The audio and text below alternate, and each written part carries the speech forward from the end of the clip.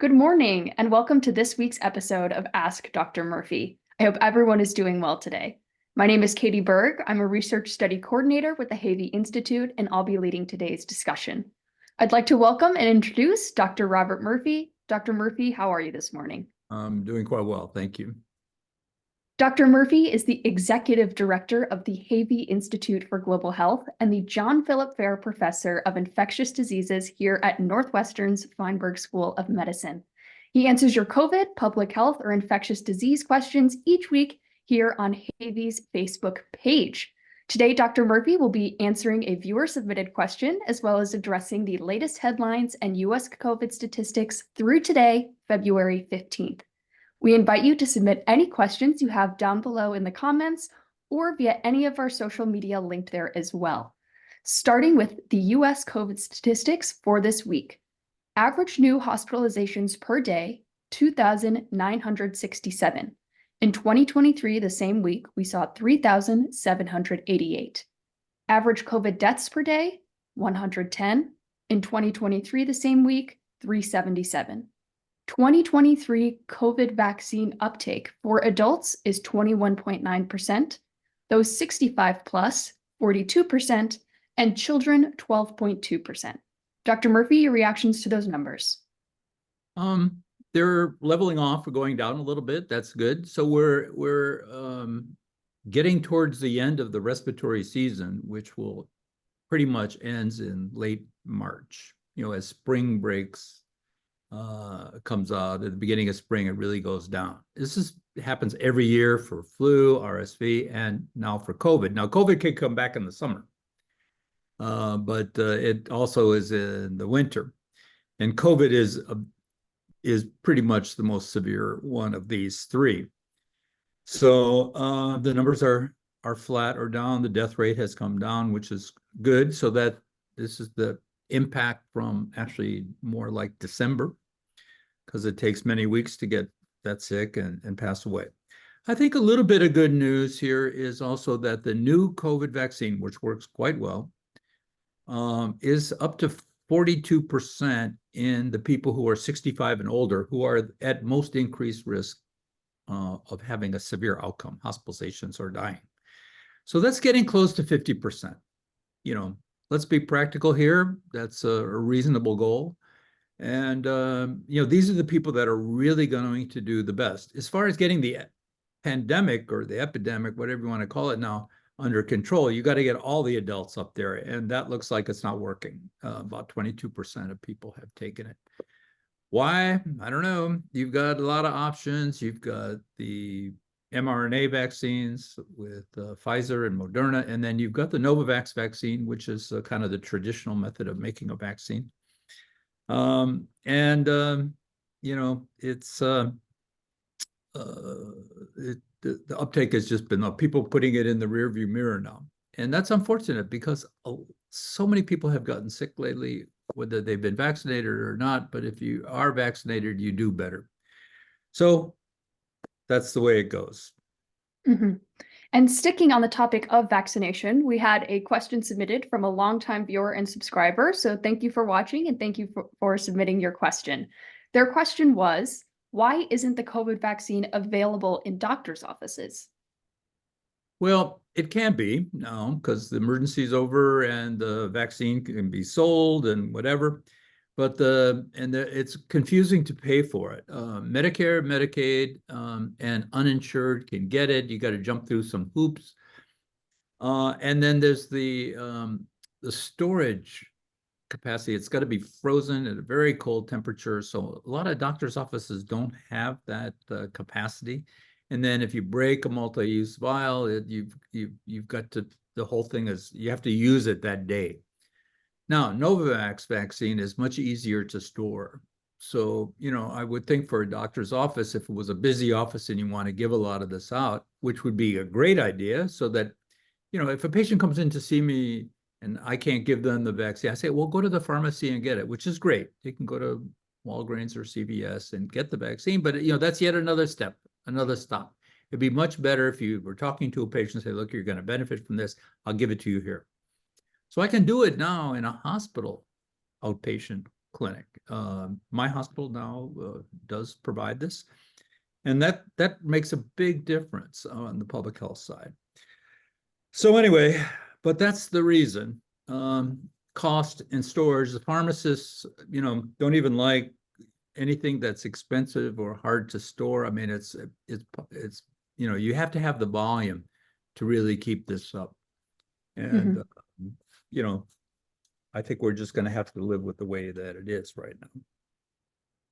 Yes, and new news coming out of South Africa this week and a little bit earlier. There is new news from the CDC tracking the BA.2.87.1 COVID variant, another long one there. Can you break down the findings on this variant thus far? As long as there's a lot of infections, and there are lots of infections now, don't kid yourself, there's going to be mutations. And so now we have a new mutation. This is like Omicron came from South Africa, and now comes BA.2.87.1. And there's 30 different changes in the spike protein of the virus. So it continues to mutate. We don't know if it's any worse than the other ones, but it's easier to transmit. It's beating out the JN1 variant, which had just showed up in basically August and took over, and this is now beating it out in South Africa. So we'll see how bad it is. They have not identified cases outside of South Africa yet, but it's just a matter of time. Mm-hmm. And speaking about CDC COVID recommendations, there was an announcement from several news organizations this week that the CDC is expecting to make some changes to their COVID isolation recommendations. Can you break those down for us? Yeah, well, there is no official change yet. There's debate in the vaccine advisory groups about whether this should be done or not. So, there's a current 5-day isolation recommendation. So no matter how you feel, you should isolate for 5 days. That takes somebody out of work for an entire week. So it has implications. Now, you don't want the person going back too early and then infecting other workers who are then going to be out for a week. So this is the whole debate that's going back and forth.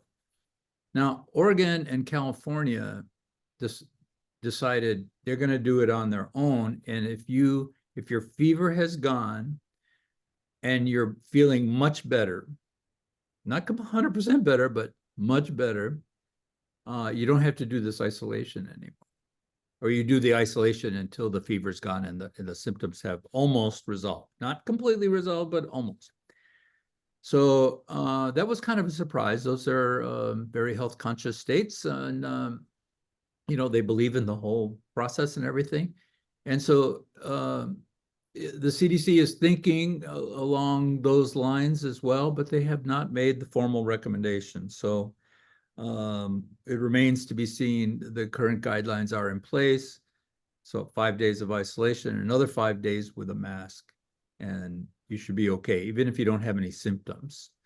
So the data show that if you have any symptoms, you do have a possibility of transmitting the virus. Mm-hmm. Not just improved, symptoms. But obviously, it's like the day or two before you get sick, you're highly contagious. When you're really feeling bad with a fever and everything, very contagious. And then that infectivity drops down, but not like to the zero, mm-hmm. Until you're completely recovered.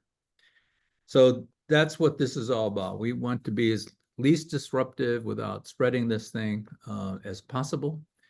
But now we've got all this confusion out there because you've got 2 big states doing one thing. You've got, some states don't have any guidelines at all. And then you've got the CDC. Remember, CDC can only give guidelines. There are not mandates. Mandates are different. So the states can accept the guideline or not accept the guideline. They can do whatever they want. But, in the case during the pandemic part, the states that didn't follow the guidelines had higher death rates and higher hospitalization rates. So you pay the price one way or the other. That's kind of the story here, but things are going to loosen up. The other thing that's going to happen is that most likely, instead of having a guideline for flu and a guideline for respiratory syncytial virus, RSV, and COVID, it's just going to be one kind of respiratory guideline. That may not fit the science so well, but it fits the public health approach that we need. It's got to be something, you know, if you're sick, if you didn't make the right diagnosis, whatever, you should be, you know, at least wearing a mask for 5 days, isolate for 5 days, if at all possible, and another 5 days with a mask. Absolutely. What's reasonable and hopefully will keep you safe. And we Yeah. will keep an eye out for any updates that we get from the CDC regarding those recommendations and any changes they make. Next, though, more evidence that maternal COVID vaccination is safe for newborns. This was a study that was published looking mostly at the side effects that would occur in newborns, but can you break down the findings? This is a huge study, 196,000 infants. And with 94,000 of them exposed to the COVID vaccine during pregnancy, and 102,000 whose mothers were not vaccinated during pregnancy. So you have about 100,000 people in each group. I mean, it's a massive study. You know, there's always this fear, you know, is the vaccine and pregnancy, is this good? You know, we know it's good because, I mean, the benefit is that the mother will make the antibody will pass to the baby, and the baby will have protection. And remember, especially kids under 4 weeks, they're very much at risk for all sorts of infections, but the antibodies will stay for many months and will protect that baby during a very vulnerable period of life. All right. So people are afraid, though, with the vaccine and pregnancy and everything. So they did this massive, giant study, and they found basically nothing. No pericarditis, no myocarditis, no inflammatory neonatal disease. All these things that, you know, have been associated with vaccines, but also associated with COVID. None of that occurred in this study with, you know, almost 200,000 people. So this is really big. It's just incredibly safe vaccine. And excellent news, excellent data to back that up. And just to keep that not argument or issue, but subject topical and in our minds. But next, this is a really interesting study, something unexpected. But there was news this week debating whether you should be vaccinated in just one arm or in both arms, and whether or not that makes a difference. Can you break down those findings? Well, this is a study from the Journal of Clinical Investigation, which is a very good journal. And they just looked at people who got vaccine in 2 different arms at different times, or always in the same arm. You know, a lot of people, if they're right-handed, they always want it in the left, and vice versa. Okay. And the result here is antibody levels. There's not any clinical data here, but they found that the ones that had the vaccines in different arms had a 1.1 to 1.4 fold, that's 10 to 40% is what that translates to, increase in the spike antibody, which is what you develop because of the vaccine. So that's really, and that persisted for many months. So I can't even imagine doing that study, and it just is funny that it's coming out now and shows that there may be a benefit. You know, the same thing we saw about mixing and matching vaccines. Remember when there were vaccine shortages in the United Kingdom, and everybody was saying, if you start with the Pfizer vaccine, you have to end with the Pfizer vaccine, and, you know, very parochial approach. And, you know, they ran out of vaccine. What they did is they weren't reserving the second dose when they gave somebody a vaccine in the UK, and they ran out of the Pfizer vaccine, but they had the Moderna vaccine or whatever they had. They were also using the AstraZeneca vaccine. So they started just giving whatever vaccine they had. And they found out that those people actually did a little better, probably a broader antibody response or whatever. So anyway, same thing here. We're finding out these funny little nuances about how to give vaccines.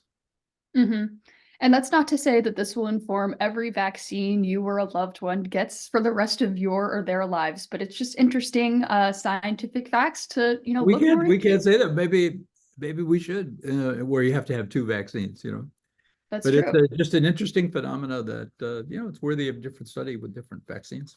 One subject we've talked a lot about in recent weeks is Paxlovid. It can reduce the chance of severe COVID and hospitalization, but it is widely underused. Can you talk about the details of why? So this drug has been out for a while, and there's another drug, molnupiravir, and there's another one being developed in Asia and another one developed in China. So there'll be other ones developed here in the US. So these drugs work great. I mean, whether you're vaccinated or not, they cut the days or hours of symptoms down. They have a profound effect on how many people get hospitalized. They have a profound effect on survival. Why aren't we using them? Number one, they used to be given out for free, but even then it wasn't utilized that much. The base price is now $1,390 for a 5-day course. Now, Medicare, Medicaid, and the underinsured plans do pay for it, but now it's just thrown in the basket with everything else. And, some people have copays and then there's coupons and, it's just this confusing thing. So cost is a very big thing. And then the pharmacists, they don't like having a bottle of pills around that costs basically $1,400. That's a huge burden to the pharmacy. What if they don't sell it? Or how much of this is, going to stay in the pharmacy there? That and the fact that there are a lot of drug-drug interactions with the drug. So if you're on some cardiac drugs or other drugs, you may have to, the pharmacist or your doctor has to tell you to hold those drugs for a while and only take a half a dose. It's a little bit confusing, totally doable, but confusing.